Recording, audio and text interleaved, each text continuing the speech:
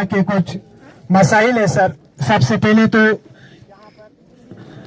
एक indoor stadium की अशद जरूरत है सर। ये जो आर्चरी है उसके लिए एक इंडोर स्टेडियम यहाँ पर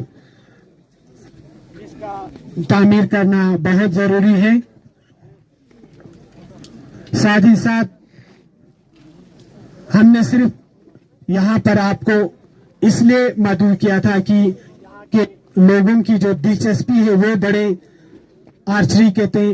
और साथ में सर हमारे ही गांव के एक मॉडल स्कूल है यहाँ पर, जिसे आपके काउंसिल ने एडप्ट किया है, लेकिन उसका कुछ खास यहाँ पर फंक्शन नहीं चल रहा है सर। हम उसका भी आपके यहाँ पे आमद पर हमारे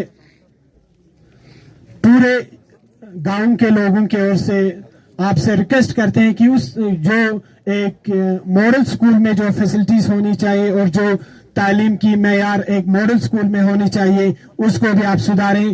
और एक बात जो हमारे पूरे सांखू का जो जेजेएम का मसला है सर, यहाँ पर पीने के पानी का काफी दिक्कत है। आपके यहाँ के आमद को हम गनीमत समझकर आपसे गुजारिश करते हैं कि जो यहाँ के जेजेएम का जो प्रॉब्लम है उसको भी सॉल्व करें। ज्यादा वक्त ना लेते हुए मैं निहायत ही अदब और एहतराम के साथ दावत देना चाहूंगा हमारे आज के स्पेशल गेस्ट हादी सर से कि वो यहाँ के हाज़रीन से मुखातब हो। Auzubillahiminash-shaytanir-rajim. Bismillahir-rahmanir-rahim. The Honorable Executive Councillor principal Tashi साहब, बाकी मुआज़िज़ हजरात, यहाँ पे आए हुए प्लेयर्स और उनके कैप्टन, बाकी मुख्तलिफ गाँवों से आए हुए तमाशबीन, अस्सलाम वालेकुम वरहमतुल्लाहि वबरकातुहू। सबसे पहले मैं आज आप सभी प्लेयर्स का जिन्होंने यहाँ पे पार्टिसिपेट किया उन सबों को मैं मुबारकबाद पेश करता हूँ। इसके बाद जहां पर भी जाए हर जगह ये तीर अंदाजी का मुकाबला जो है हर जगह देखने को मिलता है, बहुत अच्छा लगता है। अच्छा इसलिए लगता है क्योंकि इससे हर जगह से लोग आते हैं, एक दूसरे से मिलते हैं, तो एक दूसरे से जान पहचान बढ़ जाते हैं। और सबसे जरूरी बात जो है, इससे अपना बरादरी जो है, अपने प्यार मोहब्बत के साथ ये कंपटीशन देते हुए एक दूसरे के मोहब्बत के साथ इस सकाफती खेल को जारी रखते हुए आगे सब बढ़ाने की कोशिश करता है। ये बहुत अच्छा लगता है।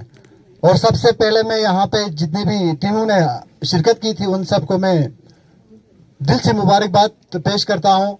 और आज की जो फाइनल राउंड में 4 टीमों ने हिस्सा ली थी, उनमें से 2 रनर अप रहे और 2 विनर रहे, तो मैं चारों टीम को मैं मुबारकबाद पेश करता हूं। क्योंकि जब ग्राउंड में आ जाते हैं, एक का जीतना एक का हारना, ये सिक्के के 2 पहलू की तरह होता है। एक को जीतना होता है, एक को हारना होता है।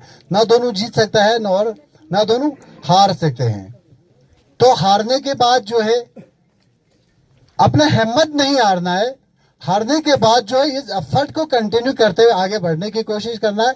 इंशाल्लाह नेक्स्ट टाइम आप जरूर जीत जाओगे।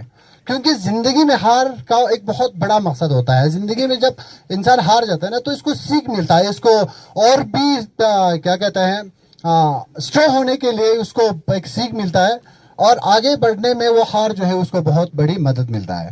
एक चीज जिंदगी में हार का और दूसरा गलती का, ये 2 चीज जो है मैं अपने एक्सपीरियंस के हिसाब से बोलता हूँ। हारने के बाद उसको सब कुछ, मिसाल इन फ्यूचर उसको क्या करना है वो पता चलता है। गलती के बाद इंसान कोशिश करता है, तब वो परफेक्ट बन जाता है। तो इंशाल्लाह उम्मीद करता हूँ कि आप लोग इतना अपने बरादरी को कायम रखते हुए इतने लोग यहाँ पे आए और बहुत प्यार व मोहब्बत के साथ यहाँ पे एक अच्छा तीरंदाजी देखने को मिला। मैं यहाँ पे क्या कहते हैं एनकेडी सांगू के जितने भी यहाँ पे ऑर्गेनाइजर और उनकी टीम को मैं दिल के अमी गहराइयों से शुक्रिया अदा करना चाहूँगा। आज बुलाए यहाँ पे बहुत अच्छा यहाँ पे तीर अंदाजी का मुकाबला देखने को मिला। बाकी जितने भी दूर से बहुत सारे दूर से यहाँ पे टीम आए हुए उन सब के उनके कैप्टन को भी मैं दिल से मुबारकबाद पेश करता हूँ। एक चीज़ मैं यहाँ पे ये ज़रूर कहना चाहूँगा कि जिस तरह आप लोग इसी मिसाल के तौर पर मुकाबले को तीर अंदाजी में जितना एफर्ट लगा रहा है, इतना मिसाल के तौर पर आप मेहनत कर रहे हैं, कोशिश कर रहा है, इसी तरह हर जगह मैं यहाँ पे मिसाल के ऊपर जितने लोग दूर दराज से आए हुए उन सभी लोगों से मैं कहना चाहूँगा, जिस तरह इस तीर अंदाजी के लिए आप इतना मेहनत कर रहे हैं, दूर से आके इतना आप लोग अपने आप को आगे बढ़ाने की कोशिश कर रहे हैं, उसी तरह हर जगह ये माइंड नहीं करना, हर जगह आप अपने गाँव में, अपने मोहल्ले में एजुकेशन सिस्टम को भी थोड़ा आगे बढ़ाने की कोशिश करनी है। मैं आप लोगों से हाथ जोड़ के मैं विनती करता हूँ, जहां पर भी हो, ये मेरा आप लोगों से निवेदन है कि जहां पर भी आप लोगों को लगे कहीं भी हमारे एजुकेशन कमजोर पड़ रहा है, वहां पे आप अपने मोहल्ले से, आप अपने गांव से एक टीम जो है, एक कमेटी जो है वो आप तैयार कर दो। उस कमेटी के थ्रू जो है वहाँ पे थोड़ा आप सुपरविजन रखो। इंशाल्लाह हमारे एजुकेशन में बहुत फोकस करने की ज़रूरत है।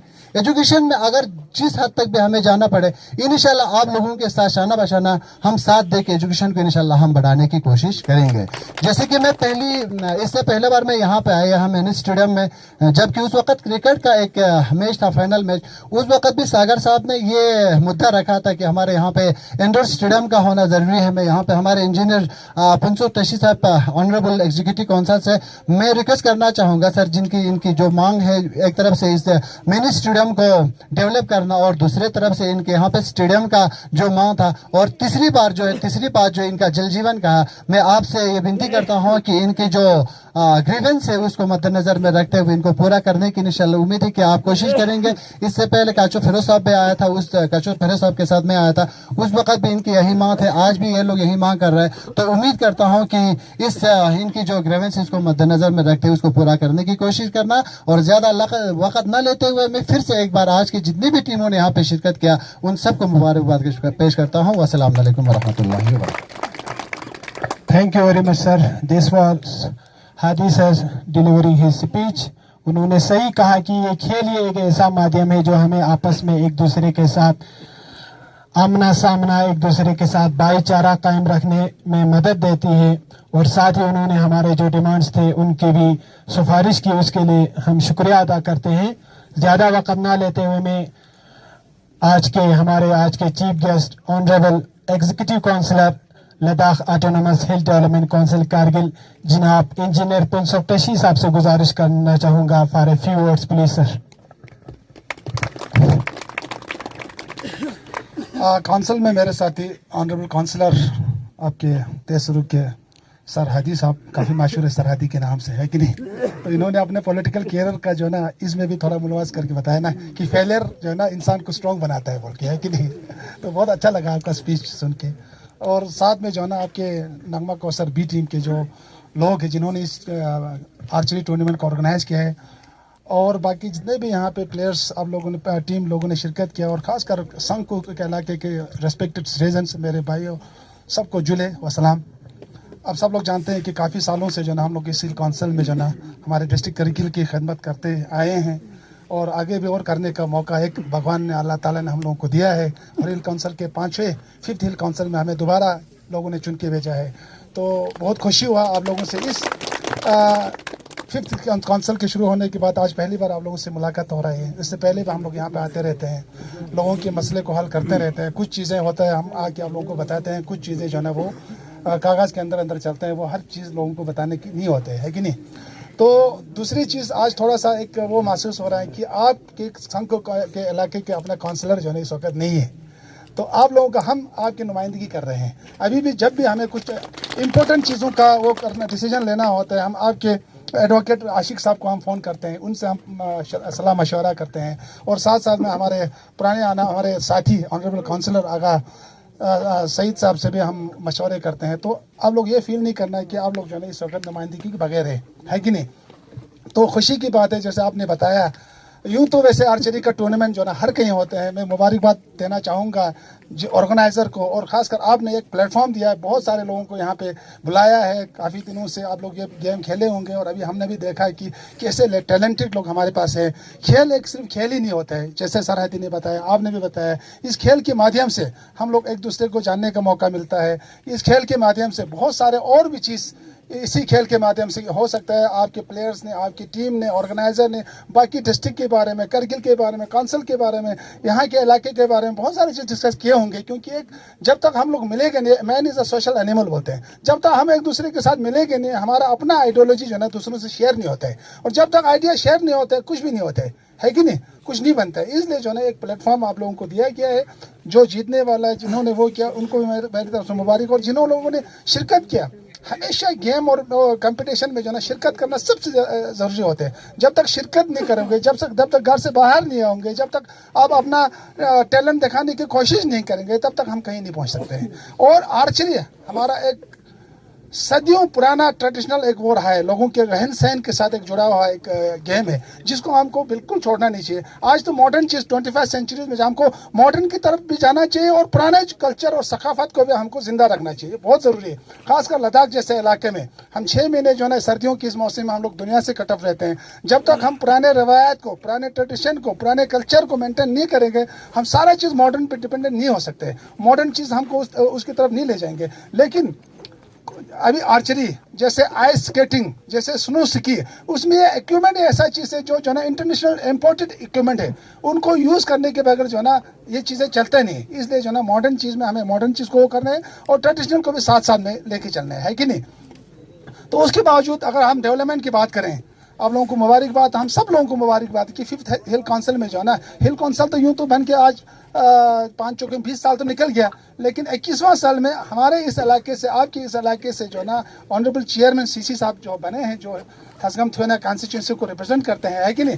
तो इस इलाके में मुझे लगता है कि आने वाले इस 5 साल में जो ना डेवलपमेंटल एक्टिविटीज़ में किसी भी चीज़ में जो ना तरक्याती उसमें जो ना बहुत सारे तेज़ रफ्तार से जो है वो चलेगा। जो भी इसमें खामियां आज तक रहा होगा, उन चीज़ों को पूरा करते हुए यूँ तो अभी तक जो ना जैसे भी जब भी काउंसिल में हमारे मैक्सिमम जो ना कांग्रेस और एनसी का ही रहा है, और उसमें से भी नेशनल कॉन्फ्रेंस को ज़्यादा काम करने का मौका मिला है।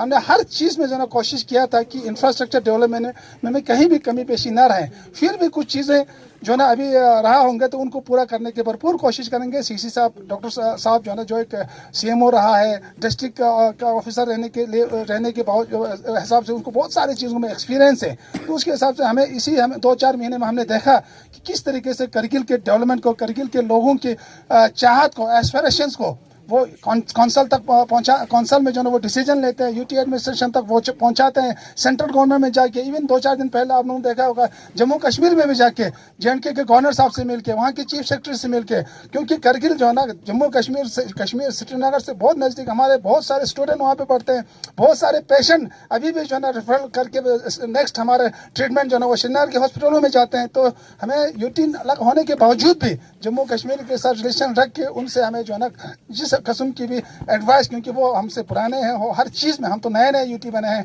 अभी बहुत साल लगेंगे इसको सेटअप होने में, हम लोगों को सीखने में। तो वो चीज़ें रिलेशन रखना मुझे बहुत अच्छा लगा, डॉक्टर साहब की विजन उससे दिखाता है कि नहीं।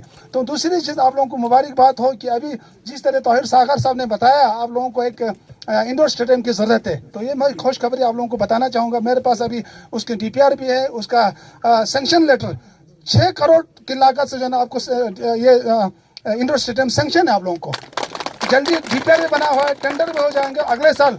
संस्कार में एक, शंकु में एक और द्रास में एक, 3 इंडोर स्टेडियम जो है ना 6-6 करोड़ की लागत से वो सेंक्शन है।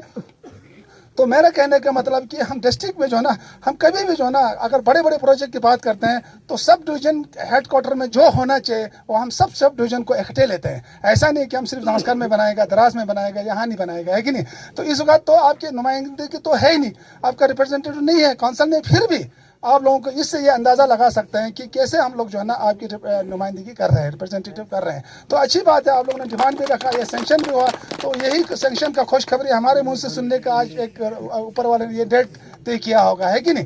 तो इन्हीं बातों के साथ फिर से मैं एक बार, हमें बहुत अच्छा फील होता है कि आज के काउंसिल में जो ना नए नए काउंसलर्स आए हैं, यंग एनर्जेटिक, जैसे अनिल हुदा जैसे, हमारे अब्दुल हदीज जैसे और सजाद खान जैसे, तो टीम वर्क बोलते हैं। जब तक जो है ना आपके काउंसिल में किसी भी ऑर्गेनाइजेशन में जब तक टीम अच्छा नहीं होगा तब तक जो है ना काम को उतनी अच्छी तरीके से आगे नहीं ले सकते। तो वैसे पहले भी जो है ना हमारे जितने भी काउंसलर्स थे बहुत सारे होशियार थे, अच्छे थे, एक्सपीरियंस वाले थे, और नए जो काउंसलर आए हमें उनसे और अपेक्षा है और उम्मीद है, क्योंकि वो लोग पढ़े लिखे लोग हैं, वो उनके पास और भी जोश जज्बात होगा, क्योंकि जब तक काम नहीं करेगा तो तब तक जो है ना दोबारा रिपीट होकर यहाँ आने का कोई चांस नहीं बनते हैं। कोई भी जो है इसकी शक्ल को देख के, इसके कपड़े को देख के वोट नहीं देते हैं। आप लोग सब लोग जानते हैं आज हर कोई जो ना, हर कोई एक्टिवेट है, हर कोई जो ना उसके मतलब एजुकेटेड लोग है, वो सिर्फ काम को देख के आपको काउंसिल में भेजते हैं, एमएलए बना के भेजते हैं, एमपी बना के भेजते हैं, है कि नहीं। तो इसलिए जो ना आज काम नहीं करेगा तो कोई किसी भी फील्ड में जो ना वो टिक के नहीं रह सकते हैं।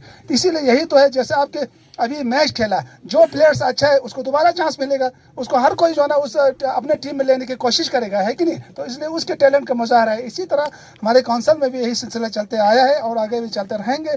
और मुझे उम्मीद है आने वाले 5-6 महीनों में आपके काउंसिल का भी इलेक्शन होगा और संघ को से अच्छे एक नुमाइंदगी को भेजने की आप लोग कोशिश करेंगे। यही बातों के साथ मैं फिर से तौहीर सागर साहब का और आपके गुलाम हैदर साहब का, जिन्होंने मुझे फ़ोन करके आज के आप लोगों के सामने ये आने का ये मौका दिया, उन सबको मैं शुक्रिया अदा करना चाहूँगा। और आगे भी जो ना हम लोग मुलाकात करते रहेंगे, कुछ ना कुछ किसी न किसी सिलसिले से जो ना आप लोगों के साथ फिर मुलाकात करने का हम उम्मीद करते हैं। शुक्रिया, थैंक यू।